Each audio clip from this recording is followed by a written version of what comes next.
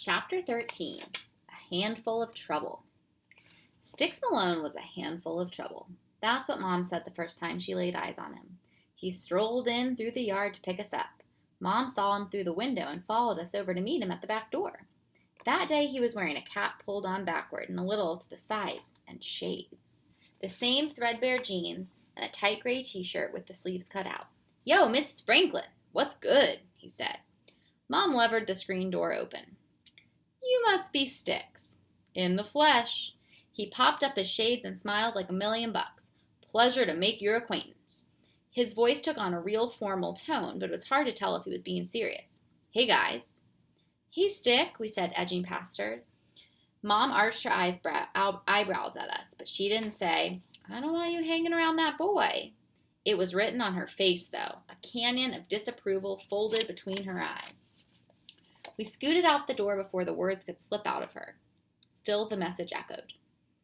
"Let's grab that gunny sack," Styx said when we were out of earshot. "It's time for the next step." We led the way to the fireworks stash. "How far is it this time?" Bobby Jean asked. "We have to get permission if we're going beyond Washington Street." As if he needed to remind me, loudly, in front of Styx. "Other direction," Styx answered. "You got a boundary over there?"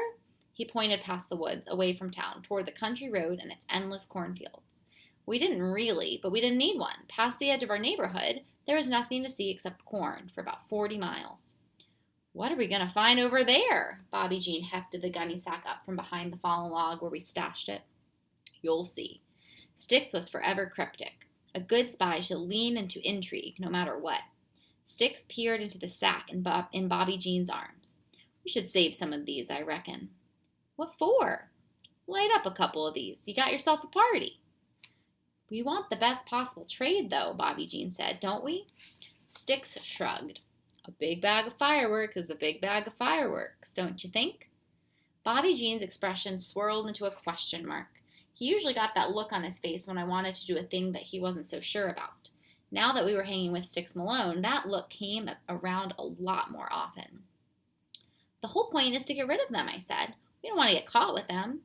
I didn't want us to have to admit that Mom would skin our hides into the next century if she found out we'd ever held any fireworks, let alone set them off. "We're not really allowed to use them," Bobby Jean confessed, betraying the brotherhood. Styx grinned with half his mouth. "No kidding, BG. Believe it or not, I picked up on that." I sure enough noticed that the minute Styx started calling Bobby Jean BG.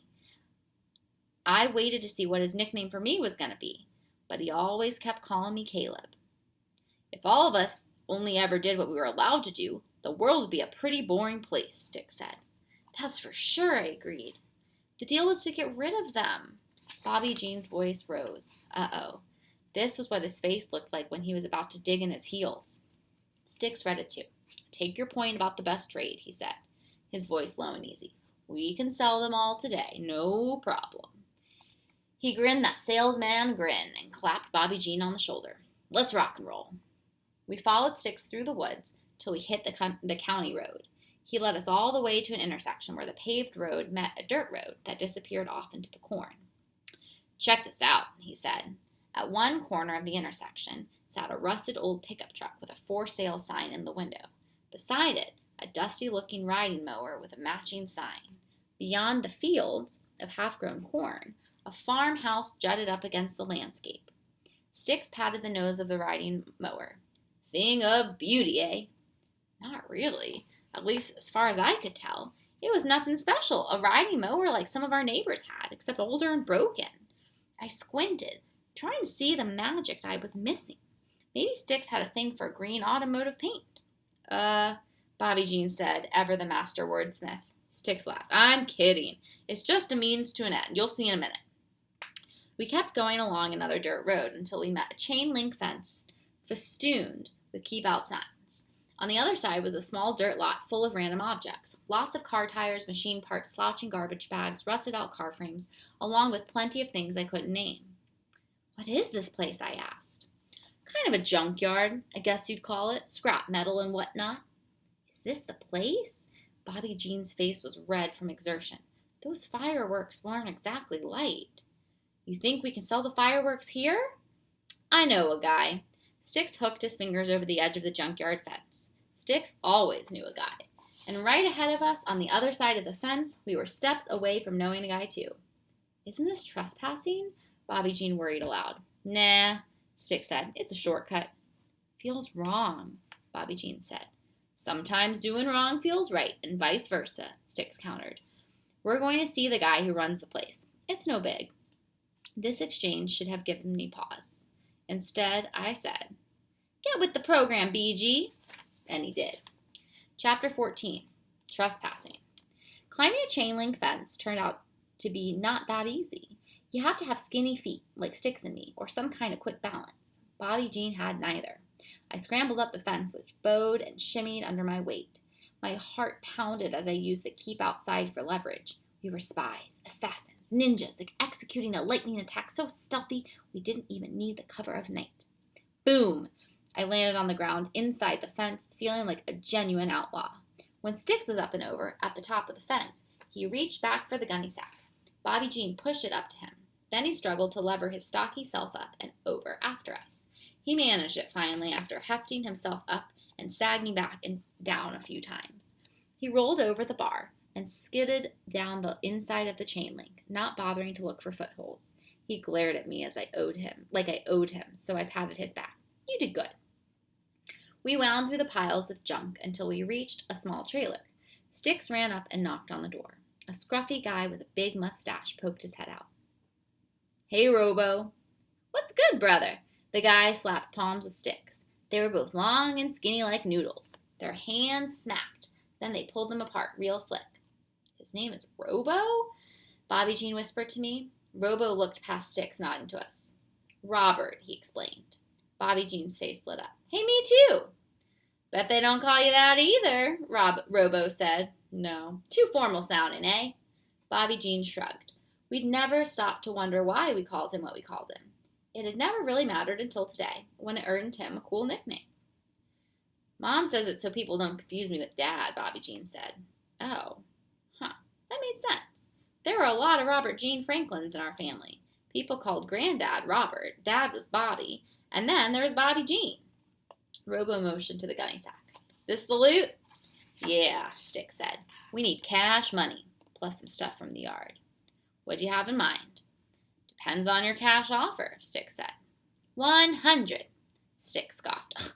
It's worth more than that. You're looking at $300 worth of fireworks. Easy. 300? Bobby Jean and I exchanged shocked looks. I started doing math. I'll take a closer look, Robo said. Show me what you want from the yard. Bobby Jean stood with him as he sifted through our haul. Styx and I walked to the junkyard. He gathered all manner of items and handed them to me to carry. Mostly car parts, it seemed. When he turned to me with what looked like an entire bumper in his hand, he paused and laughed. My eyes felt huge in my head. Your face, he said, clutching his stomach in amusement. Hang on.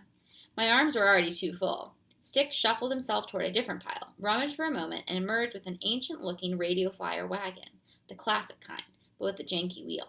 We had one of these at home, which actually rolled. We piled the car parts in the wagon. I rolled it along, easing it over the rutted ground. Styx carried the bumper, seeing as it was almost as long as I was tall. I think that's everything, he said. Let's go negotiate. There's more than I thought in here, Robo agreed as we walked up. But they're illegal. That makes them hard to move. Bobby Jean's expression soured considerably at this development. I don't know what he was upset about. We knew the bag was trouble all along. Most types of fireworks were illegal in Indiana. Nah, you can move them. People drive to the border for these, Styx told Robo. 300. Think about it. Sell them piecewise. You'll pull down 500 easy. Bobby Jean perked up at that. Really? Then why don't we do that? Out of him, it was an honest question, but Robo slid a suspicious glance his way. Then he laughed. Ooh, boy, Robo chuckled. I can see it now. Styx shot Bobby Jean a hush-up look. Robo stuck his chin forward, mulling on it. I can come up to 150, he offered, plus what's in the wagon. 200, Styx said. Think about it. There's the value of the fireworks, and then there's the value of them being from out of state. We're saving you a tank of gas each way for sure. It was like watching a tennis match, or maybe like badminton in our yard. Pong. Styx hit the birdie, It floated up in a long, patient arc, sailed over the net, and landed in Robo's court. Ponk! He sent it back. I can get there and back on 1 tank of gas, and there's a lot in that wagon. $150 cash, best and final offer. Styx stayed chill, but underneath it, he must have been a little discouraged. It was a heck of a lot of money, but not enough to get the moped. Hang on, let me confer with my gents a moment. Styx pulled us aside. This is a good deal. We should take it. We need more. Even if we threw in all our savings, we'd still be short, I said. Styx's brow ticked. Bobby Jean's eyes shot daggers at me, probably for mentioning that we had money which we hadn't mentioned before. Oops. Styx stayed smooth. Don't forget the trade part. Remember the mower I showed you? We nodded. Styx pointed to the wagon load. We're going to trade all this junk for it next. What are we going to do with a busted-up riding mower? Bobby Jean complained. We want money. Or usable stuff, I added. The whole plan was to trade up for better stuff. Bobby Jean was right. Who was ever going to want that old mower? Styx patted the air with his hands. Listen, that mower is worth $600, maybe $700 once you replace the motor. We can do that no problem. We can? I was skeptical. Is there a motor in that wagon? Trust me, Styx said. I got it. $600 or $700 sounded better than $150, that was for sure. We can pay off Corey with his share of the first deal, Styx said. He doesn't have to know about the mower trade. Bobby Jean and I exchanged a glance. Did that count as cheating? It might not exactly be cheating, Corey, but it wasn't entirely honest. That means we're pulling out way ahead here, cash-wise, Styx said. I guess, Bobby Jean said. To be honest, $150 was more money than we'd ever seen in one place. Couldn't well pass that up, especially since priority number 1 was to get that trouble magnet of a gunny sack off our hands. Sure, I said. Let's tell Robo we have a deal. Chapter 15, Slippery. We lugged the janky wagon back toward the crossroads. Styx gazed over the field at the farmhouse. He sighed. Truck's gone. He's not home. Guess we'll have to wait. We should get home anyways, Bobby Jean said. Mom's going to start wondering what we're doing. We started toward home. What are you going to tell her we did all afternoon? Hung with you in the woods, I said. At the same time as Bobby Jean said, we went to the playground. Styx laughed. You two better get your stories right. It was all afternoon, I argued. We could have done both. Fair enough. He tapped the side of his head. But you don't want to go in there improvising. Always get your cover story straight. That was good advice. It brought me back to my spy training. If we were going to play by our own rules, we'd have to bone up our acting skills. Neither of us had a quick-thinking way with words like Styx did. Hey, Styx, did you ever pull off an escalator trade before? Bobby Jean asked. Absolutely, Styx grinned, lots of times. He paused, listened to our eager silence for a moment. Why? You want to hear about that? Yeah, we exclaimed. Styx rolled out his tails real slow, keeping us on the hook. This one time I traded an old microwave till I got a grill for the backyard. He thumbed over his shoulder as if we could see all the way to his house from here. Another time I traded a harmonica till I got this here iPod. He pulled the tiny device out of his pocket. Where'd you get the harmonica? Bobby Jean asked. Found it, all rusty and nasty. Styx shook his head. One man's junk makes another man's fortune. It's amazing what you can do with a little rust remover and some elbow grease. We stared at the flat silver rectangle in his palm, proof positive that the escalator trade was possible. Styx bounced it gently and caught it in his fist, then tucked it away. Talk about getting something for nothing. Styx pulled the wad of cash from his pocket. He counted out $50 and handed it to me. This is Corey's cut. You can give it to him tomorrow. I took the money.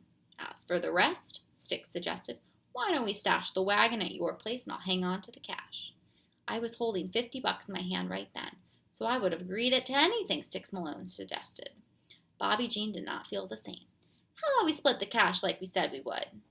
A slow smile spread across Styx's face. Equal risk, equal rewards. He shuffled through the stack of bills and handed Bobby Jean our portion. I really like how you guys operate.